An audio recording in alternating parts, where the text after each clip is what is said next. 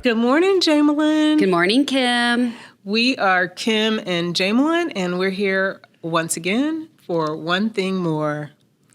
So, hey, remember last week you said you weren't going to make cheesecakes because you really couldn't smell the baking. Yes, and right. You just kind of weren't into doing it, and we talked about not doing all the things that we traditions that we previously have, and gave ourselves permission to let some go. Well, I heard this story on the news that there's a cream cheese shortage. Really? Yeah, and it has to do with supply chain, but it also has to do with hackers. So, Hackers? I guess that some hacker hacked into the supply chain of the factories that make cream cheese, and so they were kind of offline with making it for 2 or 3 weeks during this busy time. And so Kraft is even offering people $20, probably in coupons, but if you make a dessert that doesn't use cream cheese and you tell them about it, they'll give you $20 for not buying it. Well, the other thing is people use cream cheese for all these dips. Exactly. Like when you have, dip, all the dips, right. And so yesterday I went to Kroger in our neighborhood here and figuring, because I was supposed to make some artichoke dip for a party, and I thought, well, I'll get this pimento cheese and this, salami wrapped cheese, and I'll do something different. And then when I got to the cheese aisle, there was tons of cream cheese. So I ordered and bought 4. Do you put them with your toilet paper? But I thought, isn't that interesting? We just talked about cream cheese and not using it, and now they're asking you not to. Well, my cheesecakes take 4 packages of cream cheese a cheesecake. So it must be that I know. They're big, and I always tell people, don't ask me what's in it, just enjoy it for the season. Yeah, they are big though. Yeah, they are big. Yeah. Wow, okay. Yeah, so I just thought, that's just went funny. right in line with what we had talked about. But yeah, we're really here to talk about this week. This week, there's a lot to talk about. That I was really I was emotional. Same. Isn't that interesting? Yeah, because I was like, man, it was multi-layered. There are so many things that this community does. You're right. And which is, it's what we should be doing. But it's nice to be in a place that actually is walking the walk. Yes. Yes. So I want to talk real quick about Dave and my angel tree experience. Oh, okay. Yeah. So, our church, which I'm so happy about, because sometime we'll do an episode just on, how sometimes churches fall into toxic charity. And I've always been a proponent that doing the Christmas shopping for families and delivering to their house is not healthy. It's not healthy for the person delivering because it really gives you kind of a savior complex, but it's really not healthy mostly for the families because it's, undignified to the parents to have to watch. And typically, I hate to say it, but it's always like a race thing too, and so it's just been. When I used to be in an outreach position, I worked really hard to get our church out of that model. And so... which takes a lot of effort. It took a lot of effort. It took a lot of education. I had to teach classes and help people understand. And so Dave mentioned in the sermon, the with, not for. And that was always my motto, with, not for, with, not for. So... Anyway, this church, I was so happy when I came because they have an angel tree program, but it's through the prison ministry. And we shop for people who are unable to because they are imprisoned. But it's so great. The parent has to apply for it. So that's them taking the effort to make the connection with their child. And then we call the family and say, we're going to be shopping. What are some things that your kids like? Which was, so we're not just buying them something that they wouldn't want. Right. And then we wrap them and we deliver them on behalf of the parent. And so Dave and I needed to go to a certain area of Indy where a lot of our families were living. So we took, I think, 7 different stops. And I'm texting with the parents, we're coming. Are you going to be home? A bunch of the moms that we were delivering to were like so excited. One woman was like, yay, I can't wait till you get here. And so anyway, our second to last stop, we stop by, and the mom answers the door, and her teenage daughter standing behind her. And I said, "Hi, I'm Jamalyn. I was texting with you." She's like, "Yeah, we've been waiting on you." And then she puts her cell phone out, and I can see that someone's on speaker, and it says "Father." Oh. And it's the dad. And he's on the phone, and he's saying, "Hey, I just wanted to thank you for shopping for my kids. I really appreciate it." And I'm just like gobsmacked. I can't believe this amazing experience is happening. And I'm like, "Well, we really appreciate you allowing us to be your elf, and Merry Christmas." And it was just like such an amazing experience where he could say, "They're doing this for me." It not the for that we normally, but like they're on his behalf. They're doing this favor for me, kind of. It was amazing. Yeah. Amazing. And it's amazing that they were able to plan that, because you can't always just pick up the phone. Well, I know, like I don't know how that works. So, but it was such a cool experience. Dave and I got in the car, and I was like, "Wow." Like, it puts everything into perspective. And it's that, thing Dave talked about in the sermon. I think that's the hope of Christmas. That's the joy of Christmas. And to be able to be the incarnation for that family in that moment. But what was so fascinating is that they were the incarnation to me, like to see this. I mean, they lived in a lovely home. I think that was a thing that I will just be totally honest, is that a lot of times when you do these kind of things, you expect to be delivering just kind of lower income housing. And I had to remind myself, no, this isn't that situation. We're just buying for a person who made a choice that was not healthy, that ended them in a situation for a period of time.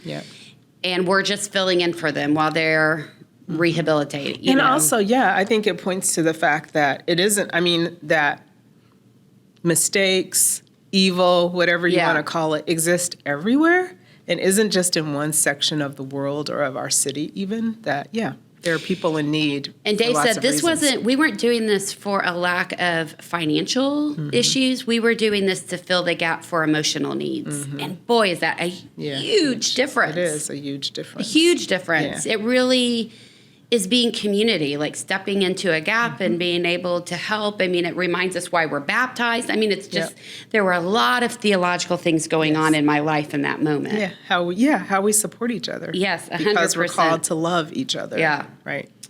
So that was pretty cool.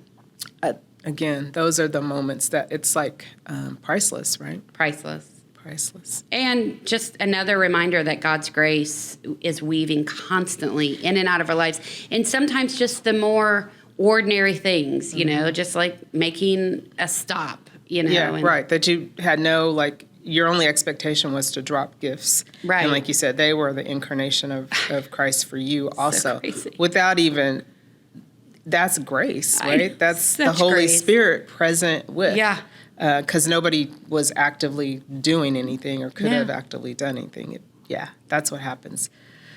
That's the beauty of faith in God. It's like, again, it's like, it was just so like, it was very emotional, the sermon for me yesterday, because of all those kinds of things that we got to witness through the video of mission, through Karen's talking to us.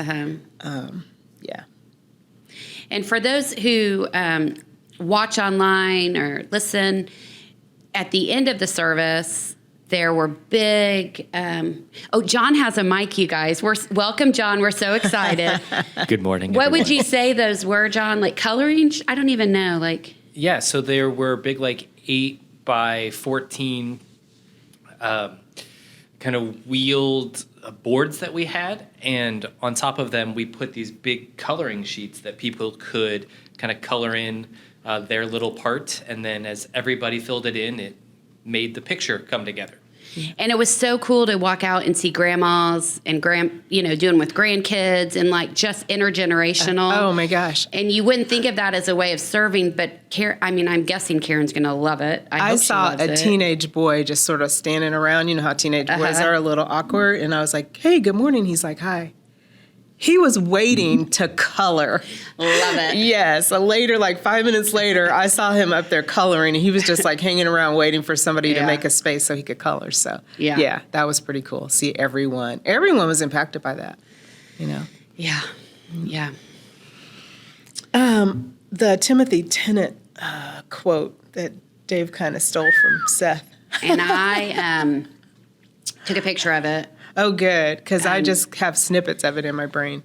Man, oh man. I don't have my phone up here with me. Yeah, like our mission, our task, the things that we do in mission are not ancillary to our faith. Like they are like interwoven, a part of, can't take it away from, or we're not doing the thing that we're called to do. Yeah.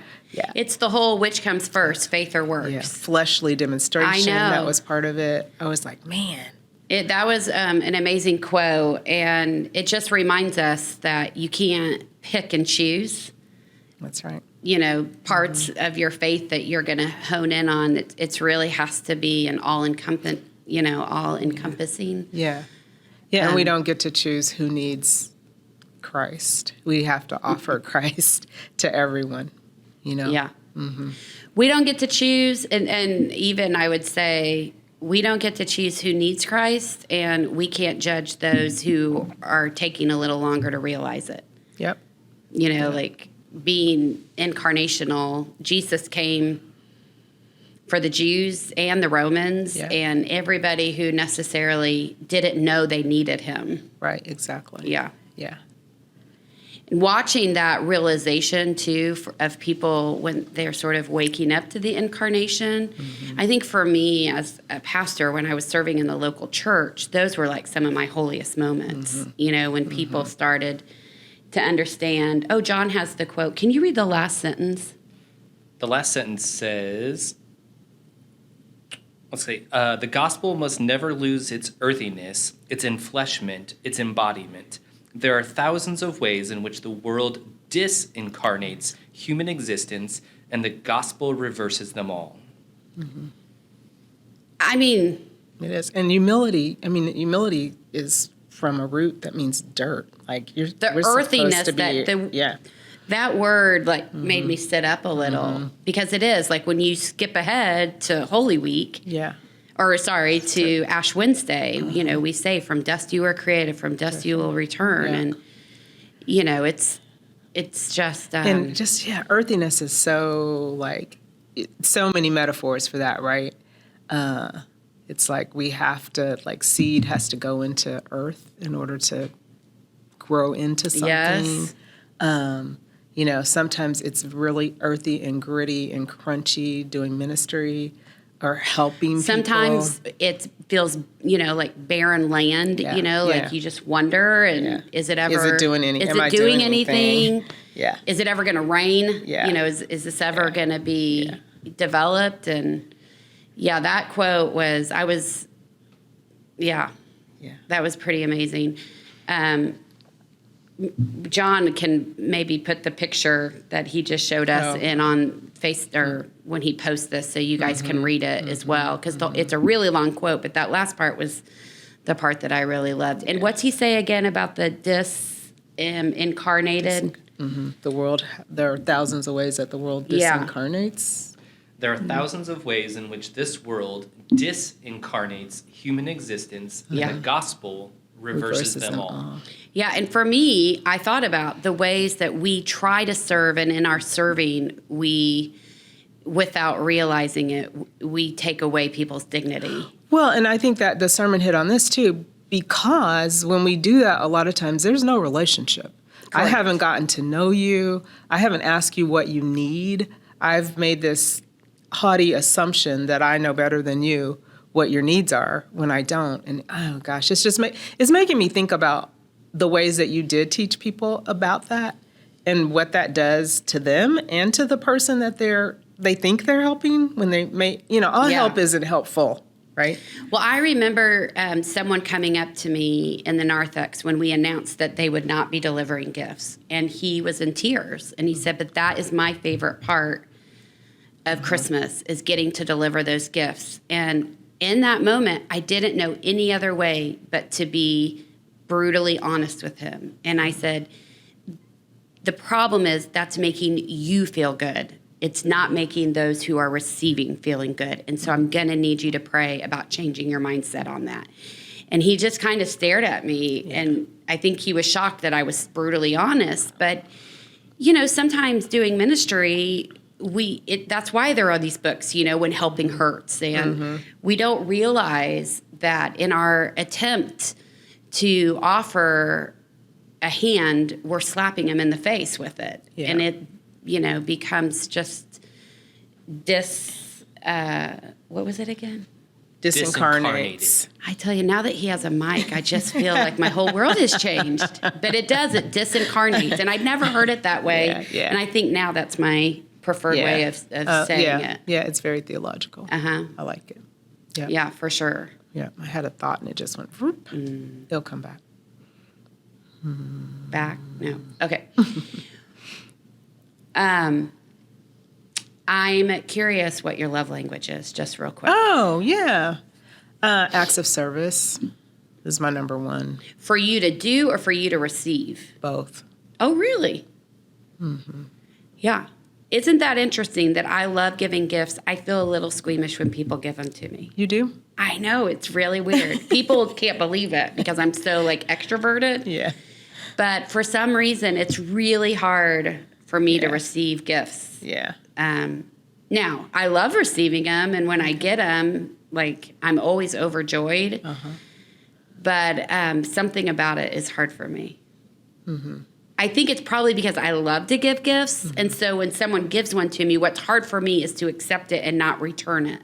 Oh, okay. Just receive just it. Receiving for receiving's sake. And, when Dave and I lived in Haiti, we had to raise money for our salaries. So we got married in January of 2003, and we moved to Haiti in August. And in between that time, we had to raise our salary. So we were going back to essentially the people we invited to our wedding who had given us gifts and asking them for more gifts.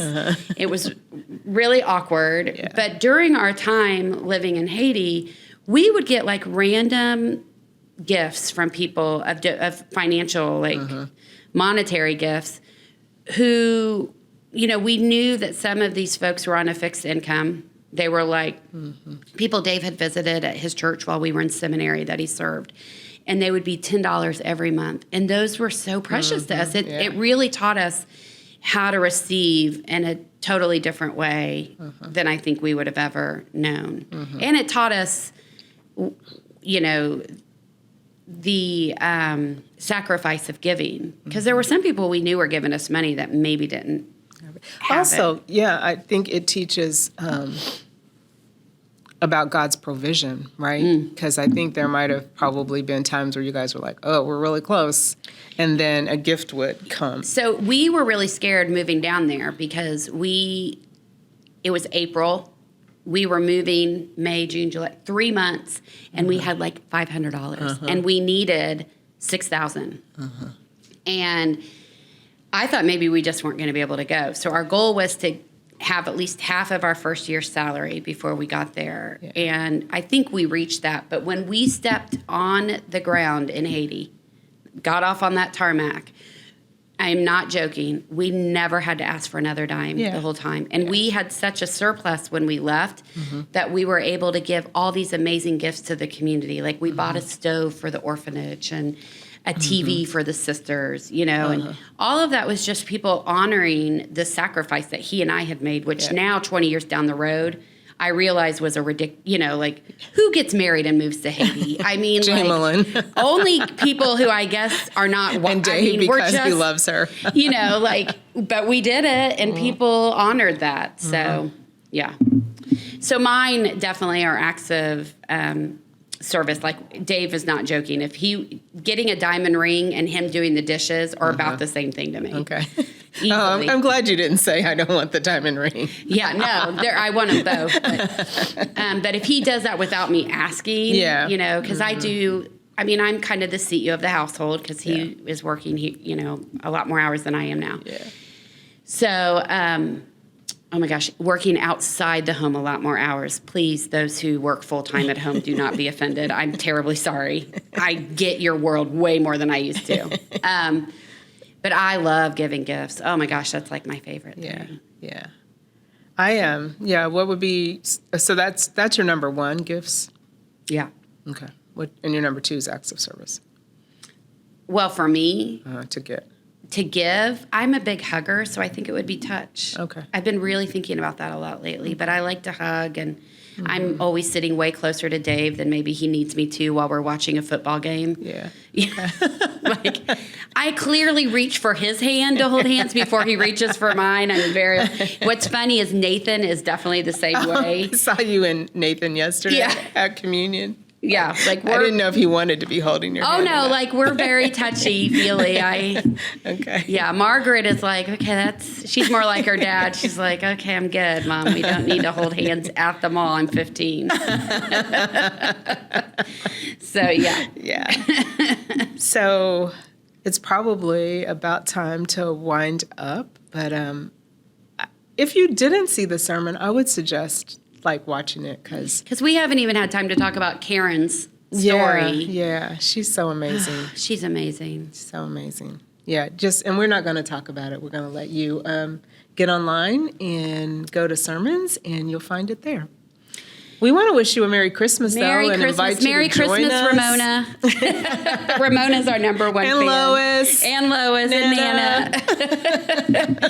Nana. We are so thankful. This has been such a fun thing for us to get to do together. Yeah, and we look forward to doing it next year and having some surprises and some new things. And we want to remind you of our services on the 21st at 7 and Christmas Eve at 4, 6, and 8, and the 26th online at 9:30 and 11, and you can come here and sing in your pajamas at 10 if you'd like. That's right. Merry Christmas. Merry Christmas. Bye.